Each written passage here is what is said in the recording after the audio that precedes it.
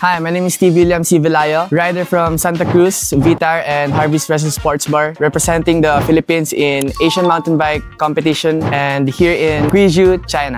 Na-start ako na mga December ng 2021. Ayun, inaya ko papa ko ng downhill kagad sa Three Skulls kasi malapit lang sa amin yun. And hanggat sa nag-explore kami sa mga iba't ibang province, tas na-meet ko si Kuya JR. Salamat kay Kuya JR tsaka sa mga iba kong mga nakakasama dito sa biking na napupush ako sa mga limits ko sa mga bike. Napunta ako sa mga ganitong lugar. Hanggat sa nag-join na ako sa mga national races na nananalo. I feel very grateful sa kanila and I feel honored as well na nagtiwala sila sa akin na dalhin yung mga pangalan ng mga brand nila. Yung Transition, yung Dartmoor, Santa Cruz, V12, Wilmer Bike Shop, Harvey's Racing Sports Bar, Vitar, Philippines. I'm very grateful for them. Again, thank you to my sponsors, Philippine Sports Commission and the Field Cycling for this great opportunity that was given to me. Kung wala kayo, di ko to makukuha tong napakagandang medal,